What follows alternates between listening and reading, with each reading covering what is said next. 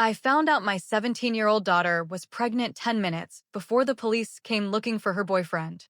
That was the moment my life split in half. Before that night, I thought I understood what fear felt like. I had raised Emma mostly on my own after her father left. I had worried through fevers, school lockdown drills, late buses, bad storms, and every unanswered phone call that stretched longer than it should have. But none of that came close to standing in my daughter's bathroom at 2 in the morning, holding a pregnancy test she had hidden at the bottom of the trash. Two pink lines stared back at me. Not faint. Not uncertain. Real. For a while, I simply stood there, unable to move, surrounded by all the ordinary pieces of her life. Her mascara was open by the sink. Her hoodie hung from the door. A history textbook sat on the closed toilet lid, with a yellow highlighter tucked inside it like she had been studying earlier that evening. Everything around me still belonged to the girl I knew, but the test in my hand belonged to someone I had missed. I heard the knock before I had time to think. 3 hard strikes against the front door. The sound rolled through the house with a kind of authority that made my stomach tighten. I placed the test on the counter and stepped into the hallway, already feeling that whatever waited downstairs was connected to what I had just found. Emma's bedroom door opened before I reached the stairs. She stood there barefoot, wearing an oversized sweatshirt, her hair loose around her face. She looked younger than 17 in that moment, but her eyes were not young at all. They were terrified. Worse than that, they were prepared. "Mom," she said quietly, "don't open it." I stopped with my hand on the railing. There are moments when a mother hears more than the words being spoken. I heard guilt in her voice. I heard panic. I heard the terrible knowledge that my daughter had been living inside a story I knew nothing about. "Who's at the door, Emma?" She shook her head. "Please, just don't." The knock came again, harder this time. I went downstairs because I did not know what else to do. My hands were shaking when I turned the lock, and when I opened the door, 2 police officers stood under the porch light. Their cruiser sat at the curb, blue flashes sliding over the quiet street, over the trimmed lawns and parked cars and dark windows of neighbors who would probably know by morning that something had happened at our house. One officer asked if I was Sarah Carter. I said yes. Then he asked if Jaden Miller was inside. I felt Emma behind me before I saw her. She had followed me down the stairs and stopped near the hallway, one hand gripping the banister so tightly her knuckles looked white. Jaden Miller was her boyfriend. He was 18, angry at the world, and always driving that old black Dodge with the dented door. I had never liked him, though I told myself I was trying. Emma said I judged him because he did not come for money, because his mother worked nights, because he wore the same hoodie too often and looked people in the eye too little. Maybe there had been some truth in that, but there had also been something else. Something restless in him. Something secretive. Something that made me check the window every time his car idled outside too long. "No," I told the officer. "He isn't here." The officer's face did not change. "We need to speak with him about a stolen vehicle and suspected delivery of stolen property." The words entered my house like smoke. I turned to Emma. She did not ask what he meant. She did not look confused.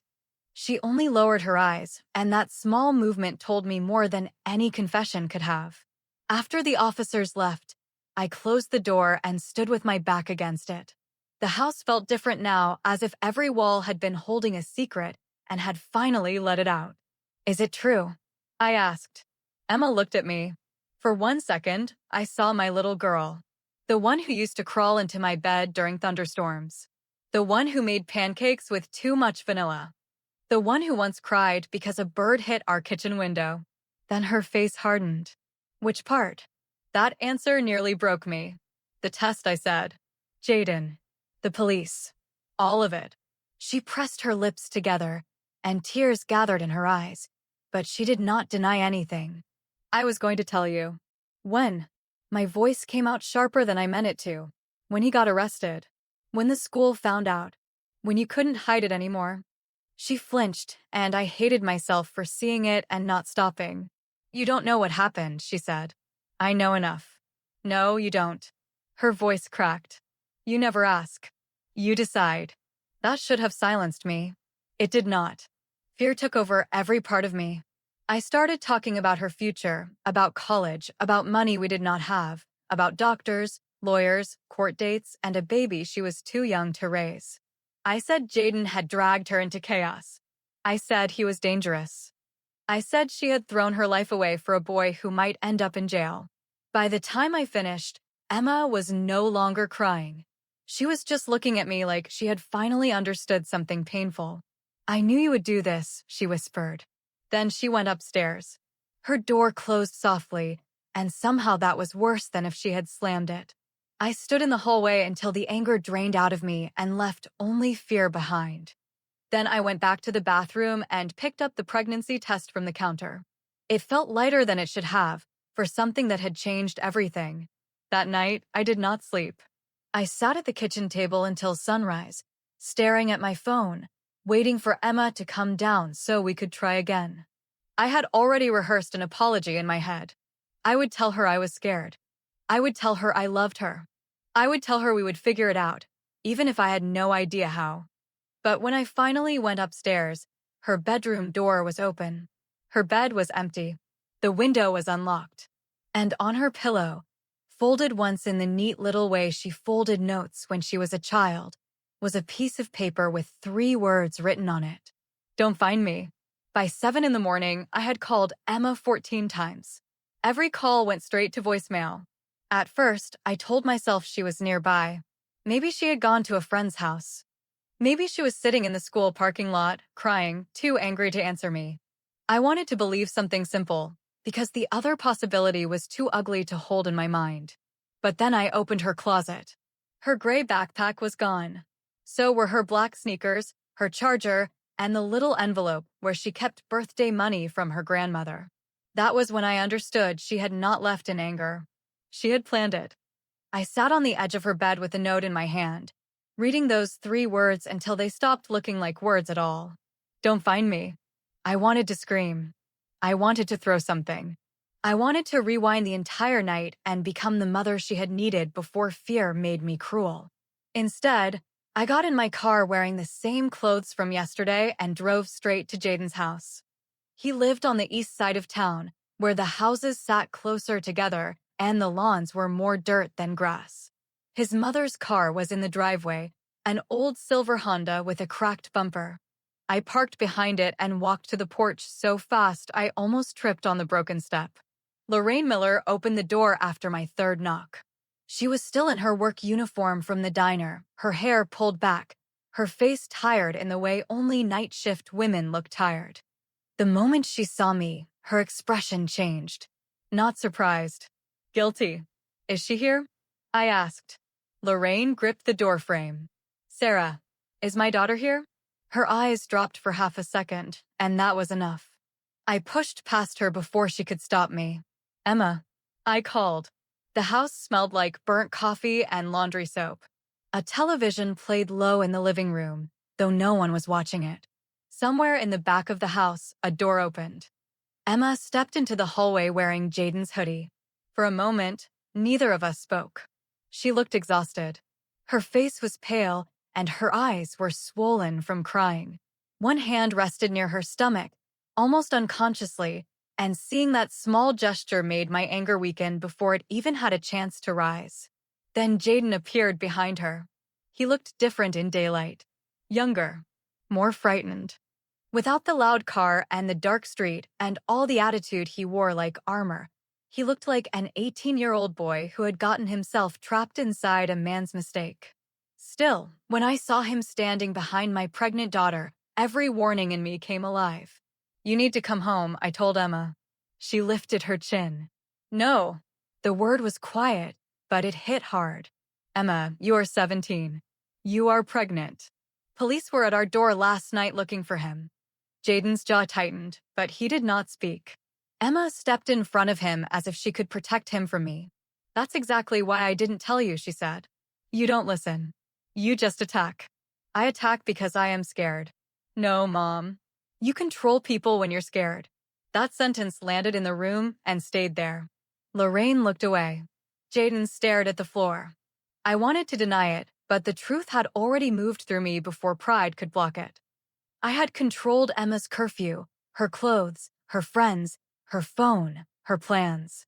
I had called it protection because that sounded better than panic. I had raised her alone, and somewhere along the way, love had become a locked door. But knowing that did not change what was happening. Jaden, I said, forcing myself to look at him, tell me the truth. Are the police lying? His face went red. Emma turned toward him quickly. Jaden. He swallowed. No, he said. The room went silent. I felt Emma's body stiffen. What do you mean no? She asked. He rubbed both hands over his face, and suddenly the careless boy I hated looked like someone drowning. I didn't steal the car, he said, but I helped move stuff from it. Emma stared at him. You told me you just gave Derek a ride. I did it first. At first. His eyes filled with shame, and for the first time since I had known him, I saw no performance in him. No attitude. No cold look. Just fear. They paid me to drive. That was it. Then it became other things.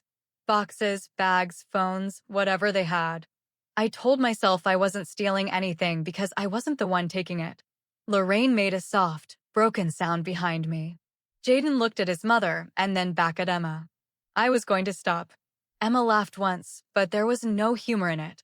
You were going to stop? I needed money. For what? She snapped. He looked at her stomach. That tiny movement changed everything. Emma saw it too. Her mouth parted, and the hurt that crossed her face was worse than anger. She had been defending him, hiding for him, believing in some version of him that even he could not fully protect anymore. You said we would be okay, she whispered. I was trying to make us okay. No, she said, shaking her head. You were lying to me too. I should have felt satisfied. I should have felt some bitter relief that she was finally seeing him clearly. But I did not feel relief. I felt sick because my daughter was standing in a strange hallway, pregnant and heartbroken, realizing that every adult and almost adult around her had failed in different ways. Jaden took a step toward her. Emma stepped back. That stopped him more than anything I could have said. I'm sorry, he said. She wiped her face with her sleeve and looked at me for the first time without fighting. Not soft. Not ready. But looking. I don't know what to do, she said. Those 6 words broke through every wall inside me. I crossed the hallway slowly, giving her time to move away if she wanted to. She did not. When I reached her, I did not grab her or lecture her or tell her what was going to happen next. I only opened my arms. For one long second, she stood frozen. Then she stepped into me and started crying so hard her whole body shook. I held her like I should have held her the night before. Over her shoulder, I saw Jaden standing alone in the hallway. He looked at Emma, then at his mother, then at me. Something in his face had changed. Maybe it was fear. Maybe shame. Maybe the first honest understanding of what his choices had cost. Then someone knocked on Lorraine's front door. Hard. Official. Jaden closed his eyes. And this time, none of us had to ask who it was. The knock came again before anyone moved. Lorraine stood closest to the door, but she looked at Jaden first, as if she needed permission from her own son to let the real world into her house. He did not give it. He only stared at the floor, his shoulders tight, his face pale in a way that made him look much younger than 18. Emma was still in my arms. I felt her breathing against my chest, uneven and frightened, and for the first time since I had found that test, my anger felt useless. It had not protected her. It had not brought her home. It had not made Jaden honest or the situation smaller. All it had done was make my daughter afraid to stand beside me. Lorraine opened the door. The same 2 officers from the night before stood on the porch, though in the daylight they looked less like shadows and more like men who had already heard too many stories like ours. Their eyes moved past Lorraine, across the small living room, and landed on Jaden. Jaden Miller, one of them said. We need you to come with us. Emma pulled away from me. No, she said, though her voice broke on the word. Jaden looked at her, and something passed between them that I could not read. Love, fear, guilt, maybe all of it twisted together. Then he stepped forward. I'll go, he said. The room went still. Lorraine covered her mouth with one hand. Emma stared at him like she had never seen him before. You'll go? She asked. He nodded, but he could not hold her eyes for long. I should have gone last night. That sentence changed the air in the room. It was not enough to fix anything, not even close, but it was the first thing he had said that sounded like a decision instead of an excuse. The officer asked him to turn around. Emma made a small sound, and I reached for her hand, expecting her to pull away. She did not. Her fingers closed around mine so tightly that it hurt. When they led Jaden onto the porch, he looked back once. "I didn't know how to stop," he said to Emma. "But I'm stopping now." Then he was gone. For a few seconds, none of us spoke. The police car pulled away from the curb, taking him down the same street where neighbors had started peeking through curtains. I wanted to hate them for watching, but I understood it. Trouble always became entertainment when it belonged to someone else. Emma sat down on the couch as if her legs had given out. I sat beside her, careful to leave space between us. Lorraine stayed near the door with her back turned, crying silently into her hand. I had walked into that house ready to blame her son for everything. Now I saw another mother standing inside the ruins of what she had missed. "I don't want to go home," Emma said. The words were quiet, but they cut deep. I looked at her profile, at the tear tracks on her cheeks, at the childish curve of her face that pregnancy had not changed yet. "I know," I said. She turned toward me, suspicious. "You're not going to yell?" "I already did that," I said. It didn't help. Her eyes filled again, but she blinked the tears back. "I'm scared, Mom." I had heard those words in her messages the night before, but hearing them out loud felt different. They were not a confession anymore. They were an invitation. So I told the truth. "I'm scared too." She looked down at our hands. We were still holding on to each other, though neither of us had mentioned it. "I didn't know how to tell you," she said. "Every time I tried, I imagined your face. I imagined you looking at me like I ruined my life." I swallowed hard. "Maybe I did look that way." "You did." There was no cruelty in her voice. That made it worse. I nodded, because denying it would have been another kind of lie. "I thought if I was hard enough, I could scare you back onto the right path," I said. "But you're not a little girl I can drag away from danger anymore. I'm still your daughter." "I know." "No," she said, looking at me now. "I need you to know it when I mess up too." That was the moment I began to understand how badly I had loved her. Not too little. Maybe not even too much. Just in a way that made no room for fear, mistakes, or ugly truths. Lorraine turned from the door then, wiping her face. "I can call a lawyer," she said. "My cousin knows someone who helped her boy when he got into trouble. Jaden needs to tell the truth before Derek and those guys put everything on him." The name Derek made Emma stiffen. I noticed. "Who is Derek?" I asked. She did not answer quickly enough. Lorraine closed her eyes. "Derek Walsh," she said. 22. Hangs around the repair shop off Route 8. He's been using younger boys to move stolen stuff because they panic easier and talk less." Emma's hand went cold in mine. "You knew that name," I said. She shook her head, but her face had already betrayed her. "Emma." She pulled her hand away and stood up. "I didn't know all of it." "All of what?" She wrapped both arms around herself. "Jaden said Derek could help us get money. For the baby. For an apartment someday. I told him it sounded stupid, and he said he would handle it. Then Derek started texting me when Jaden didn't answer. My stomach dropped." "What did he text you?" Emma looked toward the window, where the morning light made everything seem too bright. At first, just questions. Where Jaden was. Whether he was with me. Then last night, after the police came, he said Jaden owed him. He said if Jaden talked, people would find out things about me too. I stood slowly. "What things?" Emma's mouth trembled. "He has pictures," she whispered. For a moment, I could not understand her. Then I did. Not fully. Not every detail. But enough. The room tilted around me, and every piece of fear I had been carrying sharpened into something far more dangerous. My daughter was not just pregnant. She was being threatened. And before I could ask another question, Emma's phone buzzed on the coffee table. A message lit the screen. "Tell your mom to stay out of it, or everyone sees what you sent." For a few seconds, no one touched the phone.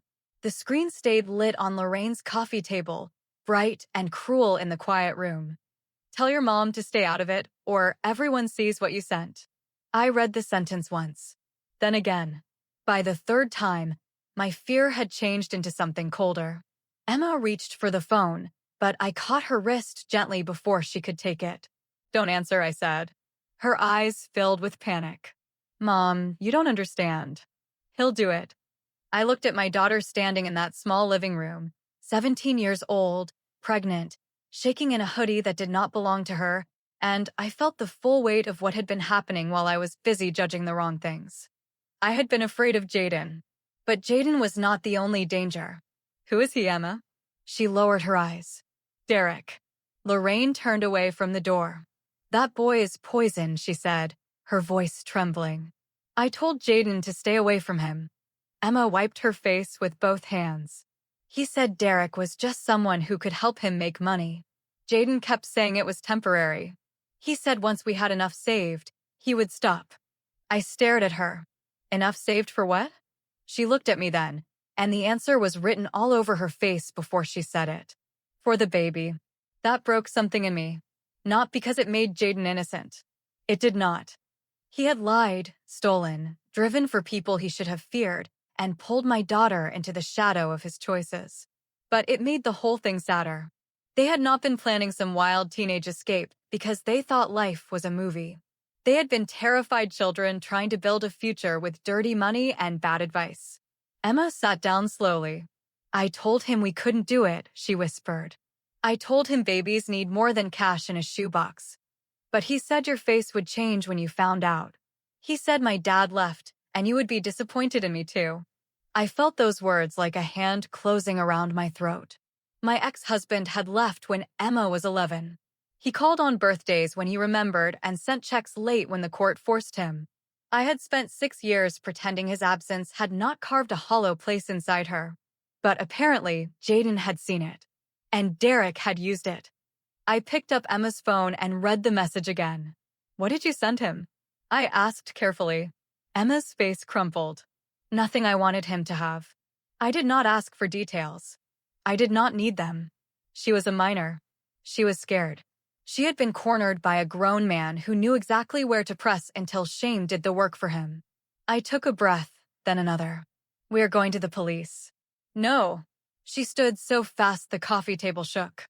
"Mom, no. If we do that, he'll make everything worse. He already has. You don't know Derek." "You're right," I said. "But I know what threats are. And I know this stops now." For once, Emma did not argue. She just looked exhausted. At the station, everything felt too bright. The floor shined. The chairs were stiff. A vending machine hummed in the corner like nothing terrible ever happened there. I sat beside Emma while an officer took her statement. I watched her hands twist in her lap as she explained the messages, the threats, the way Derek had started contacting her after Jaden missed a delivery. She spoke quietly, but she did not break. That was when I saw her differently. Not as a careless girl. Not as a child who had ruined everything. As someone who had been carrying fear alone for far too long. About an hour later, another officer came out and asked to speak with me privately. Emma looked at me, scared, and I squeezed her hand before following him down the hall. He led me into a small interview room with gray walls and no windows. Jaden was sitting at the table. His eyes were red. His hair was messy. He looked like he had not slept in days. When he saw me, he sat up straighter. "Is Emma okay?" The question came out before anything else. I wanted to hate him for that. I wanted him to be simple. A villain. A bad boyfriend. The boy who had dragged my daughter into danger. But real life has a cruel way of refusing simple things. "She's scared," I said. "And you helped make her that way." He looked down. "I know." The officer stayed near the door, silent. Jaden rubbed his palms against his jeans. "I told them everything," he said. About Derek. About the stolen phones. The car. The storage unit behind the repair shop. My eyes narrowed. "What storage unit?" Jaden looked at the officer, then back at me. "That's where he keeps stuff before it moves out of town. I only went there twice. I swear. But last night, when the police came to your house, Derek thought I talked." My stomach tightened. "And did you?" "No. But he didn't believe me." He swallowed hard. "He told me if I didn't bring Emma to him, He'd send those pictures around school. The room went silent. I gripped the back of the chair until my fingers hurt. For one horrible second, I could not speak. This was insane. This was just insane. My daughter was pregnant. Her boyfriend was in custody. A 22-year-old criminal was threatening her with private pictures.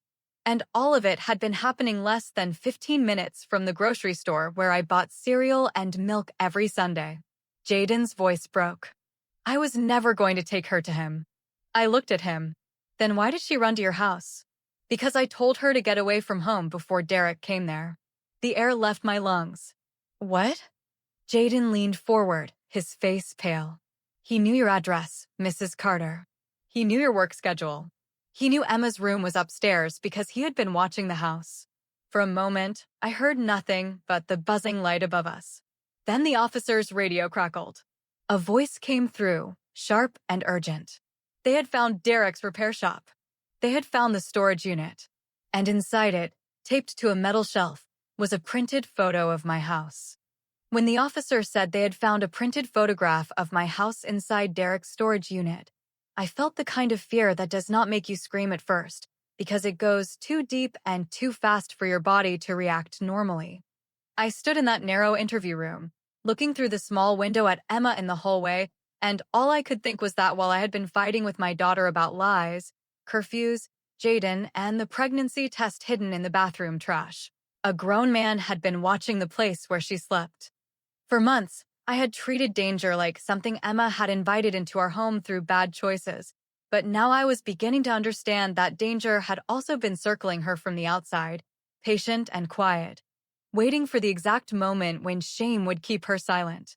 The officer left the room to answer another call, and suddenly Jaden and I were alone across the table from each other.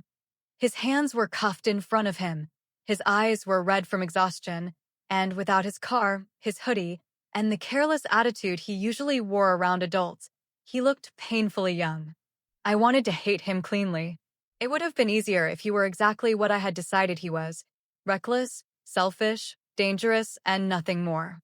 But sitting there in front of me, with his shoulders bent and his voice nearly gone, he looked like a boy who had made adult mistakes before anyone had taught him how adult consequences work. You should have come to me, I said, and my voice came out lower than I expected. Jaden looked down at the table, where someone had scratched initials into the gray surface years before. I thought you hated me, he said. I didn't hate you, I answered, though I knew the truth was not as clean as I wanted it to be. I didn't trust you. He gave a small nod, but he did not look convinced. When you're young, that feels the same. I almost corrected him for saying young when he was 18, when the law already called him an adult and the police had already treated him like one. But I stopped myself because the truth was more complicated than the law. He was old enough to be responsible for what he had done, yet still young enough to believe quick money could solve the terror of becoming a father. Why Derek? I asked. Out of every person you could have listened to, why him? Jaden rubbed his thumb against the metal cuff, and for a moment he seemed to be deciding whether honesty would cost him more than another lie. Because he noticed I was broke before anybody else noticed I was drowning, he said. The answer settled heavily between us. He told me his mother worked nights, his father disappeared when he was 9, and by the time he was 16, he already knew which bills were late and which gas stations would let him pump $5 when his card barely had enough to clear. Derek had not walked into his life like a villain from a movie. He had walked in like help. At first, it was a ride across town for $40. Then it was picking up a box from behind a repair shop. Then it was delivering phones, bags, envelopes, things Jaden claimed he never opened because not knowing made it easier to sleep. And when Emma got pregnant, I asked. His face changed immediately. That's when I got stupid. I looked at him carefully. No, Jaden. That is when you got scared. Stupid came when you decided fear gave you permission to lie. He closed his eyes, and for once, he did not defend himself. I told myself I was doing it for her, he said quietly. For the baby. For an apartment someday. For diapers, a crib, all that stuff people talk about like it doesn't cost money. And did Emma know? She knew I was taking money from him, but she didn't know everything. I kept saying I had it handled, because I wanted her to believe I could be someone worth staying with. That sentence made me angrier than any excuse would have, not because it was false, but because it sounded exactly like the kind of lie frightened people tell themselves before they ruin the people they love. Before I could answer, the officer came back into the room and told me Derek had been taken into custody near the repair shop off Route 8. They had found stolen phones, fake IDs, cash, notebooks with names and addresses, and a shelf full of printed photographs that made my stomach turn before I even asked what they showed. One of those photographs was of my house. Another was of Emma's school parking lot. Another, the officer said carefully, appeared to have been taken from across the street while Emma was getting out of her car. For a second, the room seemed to move around me, though I knew I was standing still. I thought about every morning I had watched Emma leave for school with coffee in one hand and her backpack slipping off one shoulder. I thought about every time I had been too busy, too tired, or too frustrated to notice whether another car had been parked down the block. Jaden stared at the officer, his face strained. He had pictures of her school? The officer nodded. Jaden swallowed hard, then looked at me with something like panic in his eyes. I didn't know that, he said. I swear to God, I didn't know he was watching her like that. I believed him, and somehow that made everything worse, because it meant Derek had been operating even deeper than the secrets Jaden already knew. When I went back into the hallway, Emma stood as soon as she saw my face. She had always been able to read me, even when we were not speaking the same emotional language, and whatever she saw there made her reach for the wall behind her. What happened? She asked. I wanted to protect her from it, but I was finally beginning to understand that protection built out of silence becomes another kind of danger. They found Derek, I said, and they found pictures. Her face went pale. What kind of pictures? Pictures of our house, I said, keeping my voice as steady as I could. And of your school. For a moment, she did not react. Then her hand moved slowly to her stomach, and her eyes filled with the kind of fear that makes a person look much younger than they are. He was watching me, she whispered. Yes. She shook her head, as if her mind was trying to reject the truth before it could enter her body. I thought I was being dramatic. I thought maybe I was just scared because of the pregnancy and Jaden and everything else. I stepped closer, but I did not touch her until she leaned toward me first. You were scared because something was wrong, I said. And I am so sorry I made you feel like you had to carry that alone. Emma looked at me for a long time, and for once there was no fight in her face, only exhaustion and hurt and the smallest beginning of trust trying to come back to life. I didn't know how to be pregnant in your house, she said. Those words hurt more than shouting would have. I took her hand and held it between both of mine. Then we are going to learn how to make it your home again, I said. Not all at once, and not perfectly, but honestly. She cried then, not loudly, not dramatically, just with her head lowered and her shoulders trembling while I held her in the hallway of a police station, surrounded by strangers, fluorescent lights, and the wreckage of everything we had not said soon enough. When we finally drove home, the house looked different to both of us. The porch, the windows, the mailbox, even the little flower bed by the steps seemed exposed now, as if someone had peeled the safety off our life and left us standing in the open. Emma paused before going inside. Do you think Jaden is a bad person? She asked. I looked at her, knowing she needed honesty more than comfort.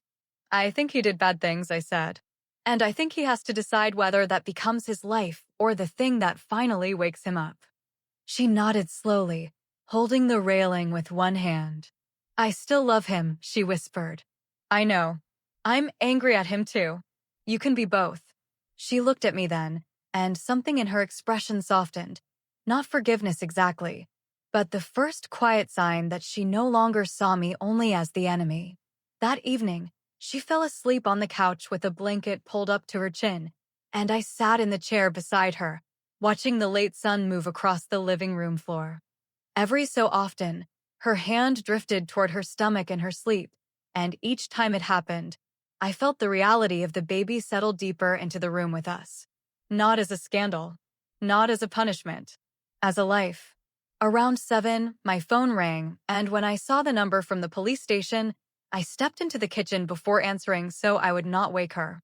The officer told me Derek was refusing to go down alone. He was claiming Jaden had been more involved than he admitted, and then he had said something that made my blood go cold. He said Emma knew more than she was telling. I looked back toward the living room, where my daughter was sleeping for the first time since everything had broken open. Then the officer lowered his voice. "Mrs. Carter, we need Emma to come back in tomorrow morning. This may not be over." The next morning, Emma sat beside me in the police station with both hands wrapped around a paper cup of water she had not touched. She looked calmer than she had the day before, but I knew my daughter well enough to recognize the kind of calm that comes from running out of strength. Her face was pale, her hair was pulled into a loose ponytail, and every few minutes her eyes drifted toward the hallway that led to the interview rooms. I wanted to tell her everything would be fine, but I had promised myself I would stop using comfort as a way to avoid the truth. So I only said, "Whatever they ask, answer honestly." "I'm right here." Emma nodded without looking at me. A detective named Harris brought us into a small room with a square table, 3 chairs, and a recorder placed neatly in the center. She was a woman in her late 40s, with tired eyes and a voice that stayed gentle without becoming soft. That helped, because Emma was already shaking before the first question came. Detective Harris explained that Derek was trying to protect himself by pulling other people into the mess.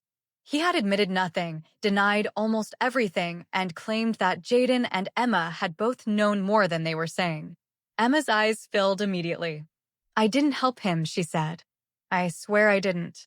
"I believe you want to tell the truth," Detective Harris said. "But I need you to understand something, Emma. If there is anything you left out because you were scared, this is the time to say it." Emma looked at me then, and my stomach tightened. I knew that look.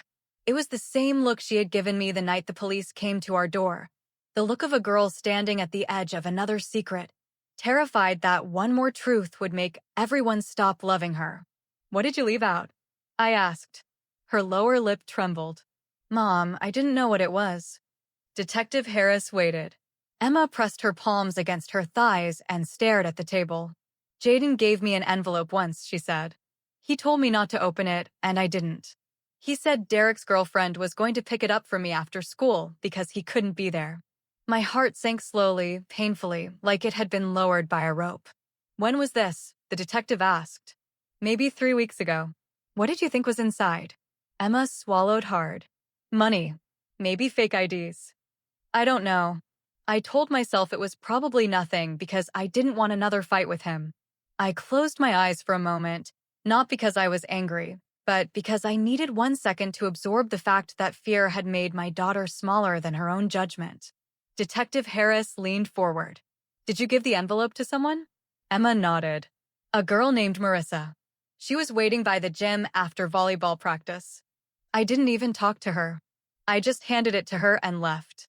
"Did Derek ever mention that envelope afterward?" Emma shook her head, then stopped. "He texted me that I was part of it now. I thought he was just trying to scare me." The room went quiet. I looked at Emma, and for the first time, she did not look away from me.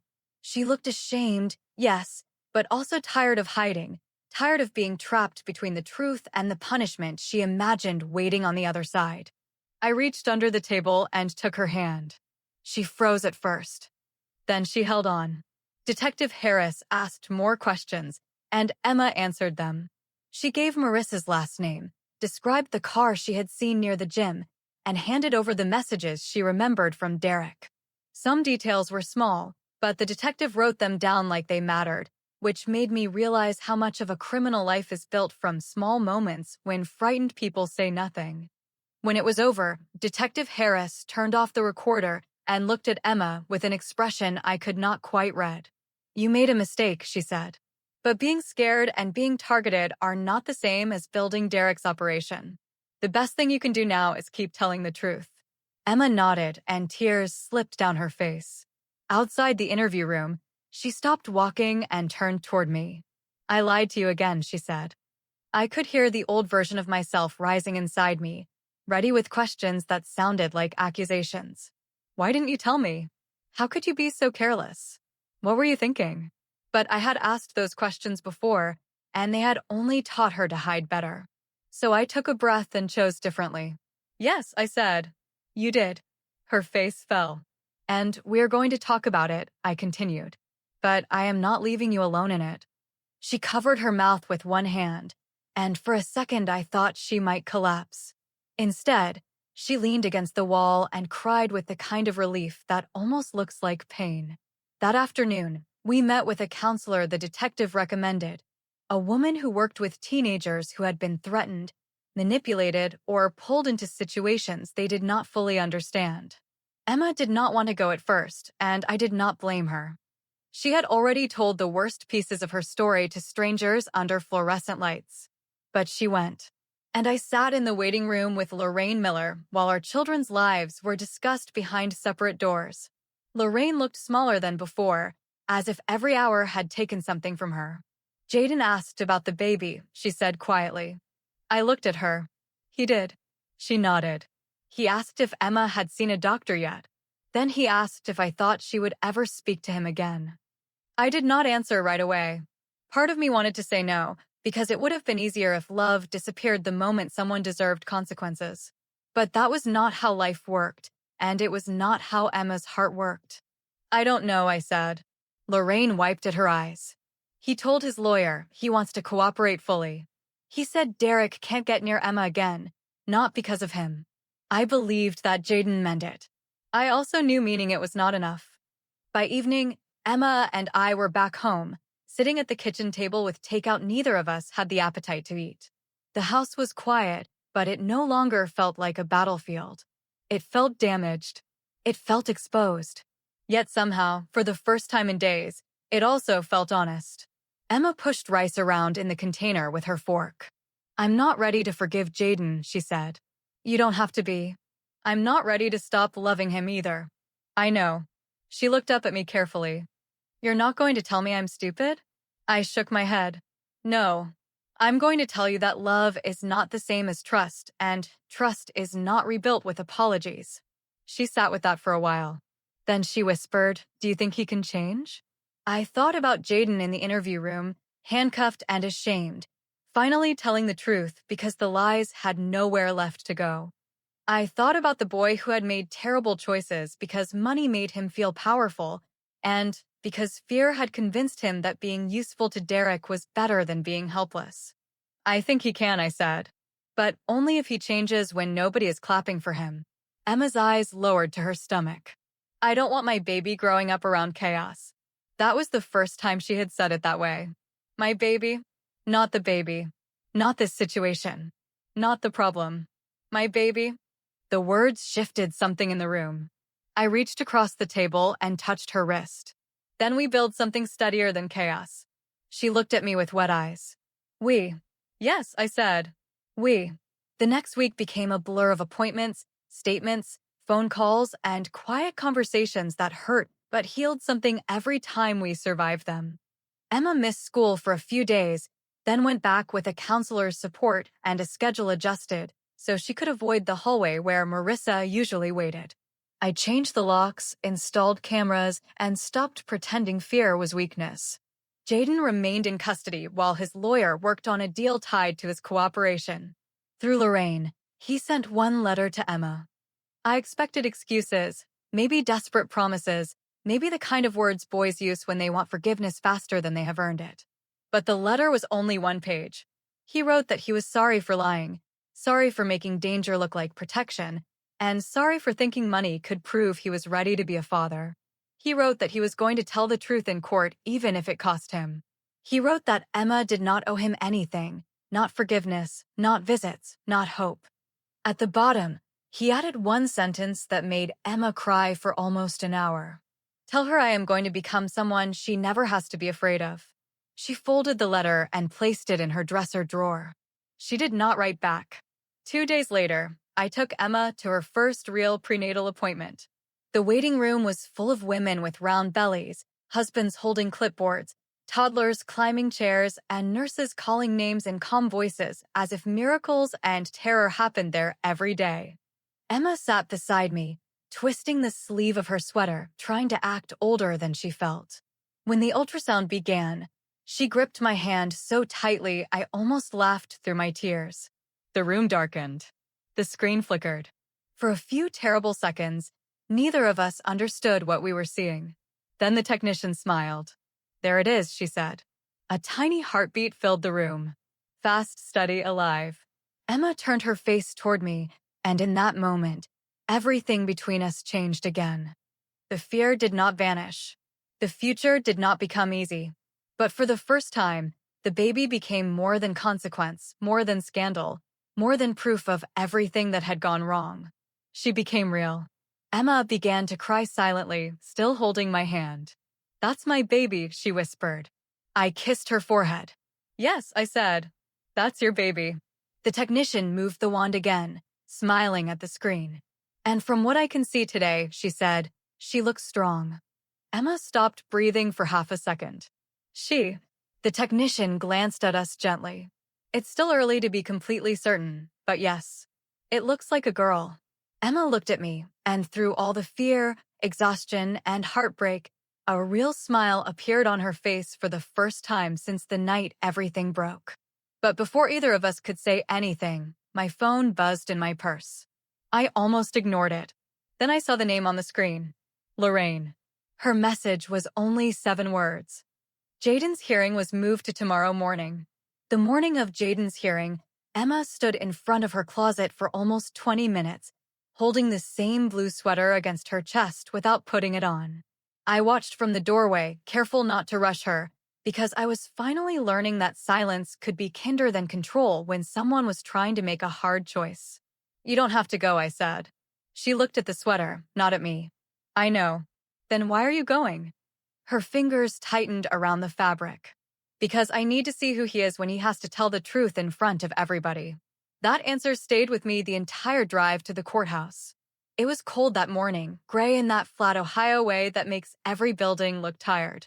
Emma sat beside me with one hand resting lightly over her stomach, and I noticed that she no longer tried to hide the gesture. Something had shifted after the ultrasound. The baby was not a secret anymore, at least not between us. She was a tiny heartbeat, a possible daughter, a future we were still afraid of but no longer pretending away. The courthouse waiting area was full of people trying to look calmer than they were. Lorraine was already there, sitting near the wall with her hands folded around a tissue. When she saw Emma, she stood, but she did not move closer until Emma gave a small nod. They hugged awkwardly at first. Then Lorraine started crying, and Emma held her a little tighter. I turned away for a moment because the sight hurt in a way I had not expected. These were not the families I had imagined when I pictured Emma's future. There was no college welcome weekend, no proud photograph outside a dorm, no clean version of motherhood arriving at the proper time with everyone smiling in the right places. But there we were. Mothers, daughters, almost fathers, lawyers, officers, and a baby none of us had planned for, all gathered under fluorescent lights, while the life we had tried to manage finally moved beyond our control. When Jaden walked in with his attorney, Emma's whole body changed beside me. He was not in handcuffs this time, but he still looked like someone carrying the weight of them. His hair was neatly combed, his shirt was plain, and his face looked thinner than it had the week before. He saw Emma immediately, but he did not smile. He only looked at her with a kind of careful sadness, as if he understood that wanting to reach for her did not give him the right. That was the first sign of change I believed. Not the letter. Not the apology. The restraint.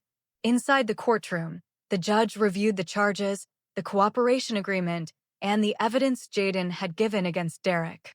I listened as words like stolen property, criminal association, restitution, and probation moved through the room, each one making Emma's fingers curl tighter around mine.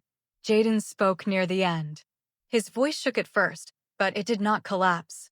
He admitted what he had done. He said he had driven for Derek, delivered stolen items, accepted money, and lied to the people who loved him. He did not blame his father, his neighborhood, his fear, or Emma's pregnancy, though every one of those things had been part of the story. Then he turned slightly, not fully toward us, but enough that we knew the next words were for Emma. "I thought becoming a father meant proving I could provide," he said. "But I understand now that I was teaching my child to be afraid before she was even born." Emma closed her eyes. Lorraine began to sob quietly. Jaden swallowed and continued. I can't undo what I did, but I can stop making my mistakes someone else's burden. I will testify. I will work. I will pay back what I owe. And if Emma never trusts me again, I will still become better, because my daughter deserves a father who tells the truth. The word daughter moved through Emma like a current. She did not cry loudly. She did not run to him. She did not forgive him in some dramatic courthouse moment. She sat still beside me, tears sliding down her cheeks, and let the truth exist without knowing what to do with it yet. The judge agreed to release Jaden under strict conditions while he awaited sentencing, because of his cooperation and because Derek's case was now moving quickly. There would be supervision, mandatory counseling, work requirements, restitution, and no contact with Derek or anyone connected to him. The judge made it very clear that one mistake would send Jaden back into custody. Jaden nodded through all of it. For once, he looked like he understood. After the hearing, we stood outside near the courthouse steps while Lorraine spoke with the attorney. Emma kept her arms folded over her sweater, watching Jaden from a distance. He waited too, not coming closer until I finally gave him a small nod. He stopped several feet away. That mattered too. "Hi," he said. Emma looked at him for a long moment. "Hi." There was so much pain in that one word that I almost stepped between them, but I forced myself to stay where I was. This was not mine to fix with one speech or one rule. It was Emma's life, and I could stand close without standing in the middle. Jaden looked at her stomach, then quickly back at her face, as if he was afraid the gesture might seem like a claim. "How are you feeling?" he asked. "Tired," she said. "Scared. Angry." He nodded. "You should be. I don't know what we are, Jaden. I know. I don't know if I can trust you. I know that too." For a second, his voice nearly broke, but he held it together. "I'm not asking you to decide anything. I just want to show up the right way, even if it takes a long time." Emma looked down, and I could tell those words reached her, not because they were beautiful, but because they did not demand anything from her. "The baby looked healthy at the ultrasound," she said softly. Jaden's face changed completely. He covered his mouth with one hand, and all the shame, fear, and toughness fell away so fast that he looked almost like a child himself. "She did?" Emma nodded. "They think it's a girl." He looked away, blinking hard, and when he looked back, his eyes were full. "I don't deserve to hear that," he said. "No," Emma answered. "But she deserves a father who earns the right to know her." Jaden nodded slowly. "I'll earn it." I wanted to warn him not to make promises he could not keep, but something stopped me. Maybe it was the way he said it. Maybe it was the way Emma did not soften too quickly. Maybe it was simply that, for the first time, everyone seemed to understand that love without truth was not enough. The next few months did not become easy, but they became honest. Jaden got a job at a grocery warehouse, attended counseling twice a week, checked in with his probation officer, and testified against Derek when the time came. Derek tried to twist the story, but the evidence from the storage unit, Jaden's statement, Emma's messages, and the other names in his notebooks were stronger than his lies. Emma went back to school with her head higher than I expected. Some people whispered. Some stared. A few girls were cruel in the way teenagers can be cruel when they smell vulnerability. But Emma did not break the way I feared she might. She kept her appointments, finished her assignments, and slowly began talking to me again in the car, at the kitchen table, and late at night when pregnancy made sleep difficult. Those conversations were not always sweet. Sometimes she told me I had hurt her. Sometimes I told her I was still afraid. Sometimes we sat across from each other with tea going cold between us, admitting that we both loved each other and still did not know how to stop expecting the worst. But the difference was we stayed. By the time Emma's belly became impossible to hide, Jaden had become part of our lives in a careful, supervised way. He came over for dinner on Sundays, sat at the opposite end of the couch, and helped build the crib without once pretending that assembling furniture made him redeemed. He apologized to me more than once, but the apology I remembered most came when he stood in the nursery doorway, looking at the pale yellow walls Emma had chosen. "I'm sorry I made you afraid to trust your own house," he said. I did not forgive him all at once, but I believed him a little more. Then, one rainy Thursday evening in early spring, When Emma was 36 weeks pregnant, I came home from work and found her standing in the kitchen with one hand gripping the counter. Her face was pale, too pale. The grocery bag slipped from my hand before I even reached her. "Emma?" She looked at me with wide, frightened eyes. "I think something's wrong," she whispered. "The baby hasn't moved since this morning." For 1 second, I could not move. Emma stood in the middle of the kitchen with one hand braced against the counter, her face drained of color, her sweater stretched over the round shape of her belly. The rain tapped against the windows behind her, soft and steady, while the fear in her eyes grew louder than anything I had ever heard. "The baby hasn't moved since this morning," she said again, as if saying it twice might make it less real.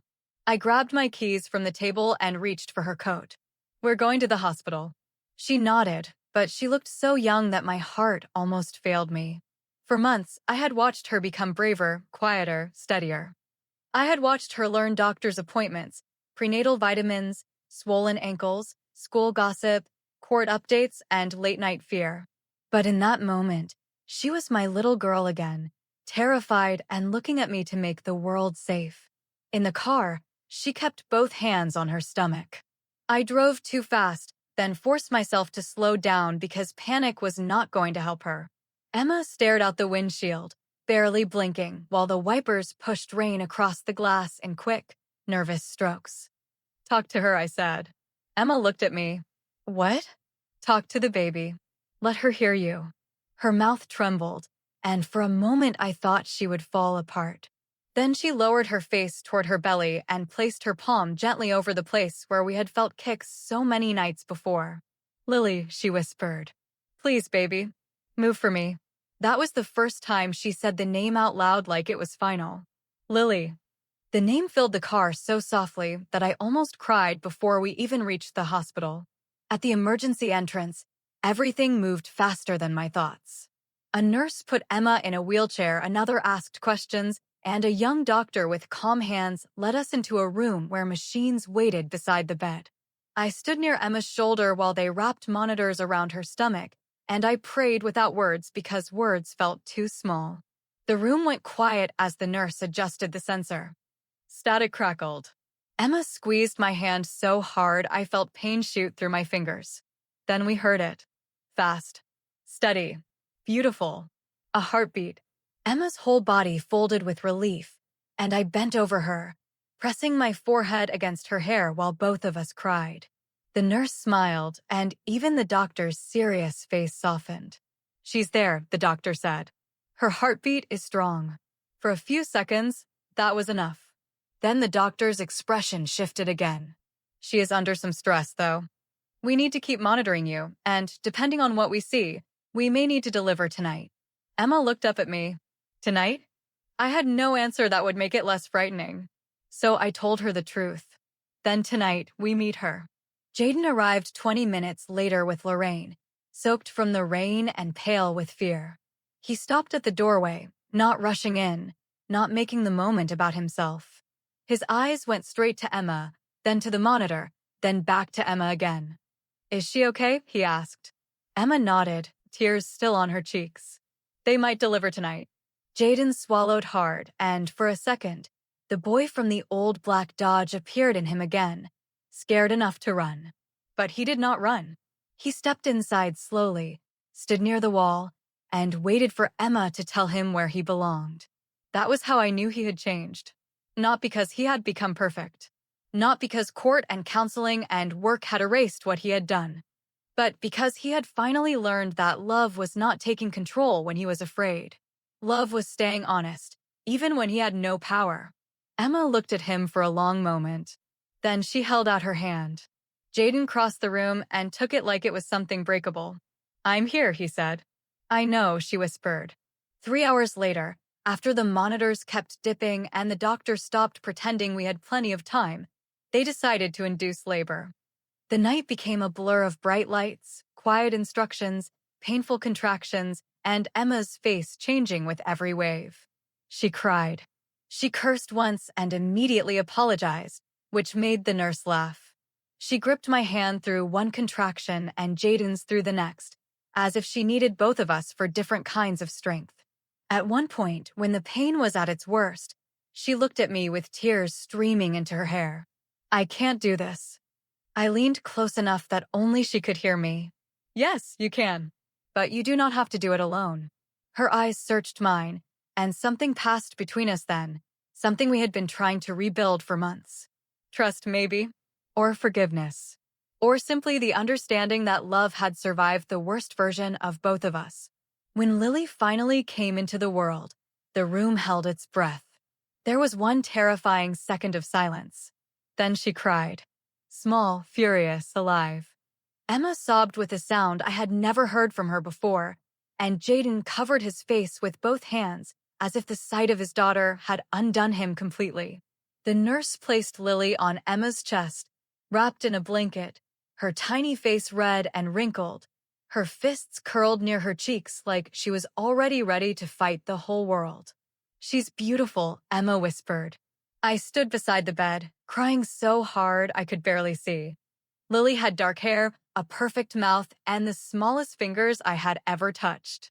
She was healthy, strong, real. Every fear that had tried to swallow us did not disappear, but it stepped back for that one sacred moment. Jaden leaned close, careful and shaking. "Hi, Lily," he whispered. "I'm your dad." Emma looked at him, exhausted and glowing, and for the first time, there was no fear in her face when he said it. Not certainty. Not a fairy tale ending, but no fear. In the weeks after Lily came home, our house became something new. There were bottles on the counter, burp cloths on the couch, diapers stacked beside textbooks, and a bassinet in the corner of Emma's room. Some nights were hard enough to make all three of us cry. Some mornings, Emma looked so tired I wanted to carry the whole world for her. But we talked. That was the miracle I never expected. We talked when Lily would not sleep. We talked when Emma felt trapped between motherhood and being 17. We talked when Jaden worried the court would never let him become more than his worst mistake. We talked when I slipped back into giving orders instead of listening, and Emma would look at me and say, "Mom, don't do that," and I would stop. Jaden kept working. He kept going to counseling. He testified against Derek, paid restitution, followed every condition, and came over after shifts with formula, groceries, or just clean hands ready to hold his daughter while Emma slept. He was not instantly trusted. He earned minutes before he earned hours. He earned quiet before he earned laughter. And slowly, painfully, he became the kind of young father who checked twice before making promises. One evening, when Lily was almost 2 months old, I found Emma sitting in the nursery chair with the baby asleep against her chest. The window was open a little and warm air moved the curtains. For the first time in a long time, the house felt peaceful without feeling fragile. Emma looked up at me. "I used to think you only loved the version of me that made good choices," she said. I sat on the edge of the bed, careful not to wake Lily. "I used to think keeping you safe meant keeping you close enough to control." She gave a small, tired smile. "We were both wrong." "Yes," I said. "We were." She looked down at her daughter, brushing one finger across Lily's cheek. "I'm still scared." "So am I. But not like before." "No," I said. "Not like before." That is the part nobody tells you about families after they break. They do not return to what they were. They either stay broken or they become something different, with every crack still visible if you know where to look. Ours became different. Not perfect. Better. Emma finished her school year online, with Lily sleeping in a carrier against her chest during half her classes. Jaden missed some things because of court and work, but he stopped disappearing into shame. Lorraine came by on Sundays, and sometimes we all ate together at my kitchen table, awkward and tired and grateful in a way none of us knew how to say out loud.